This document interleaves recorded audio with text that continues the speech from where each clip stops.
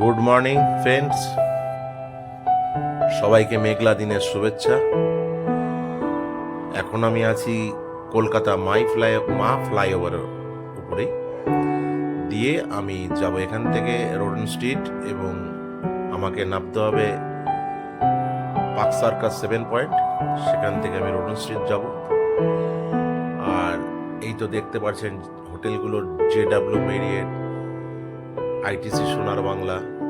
সামনে হয়তো এটা নোভোটেল, না নোভোটেল নয়। তো এখান থেকে একটা বিশেষ কাজে আসতে হলো। যাই হোক,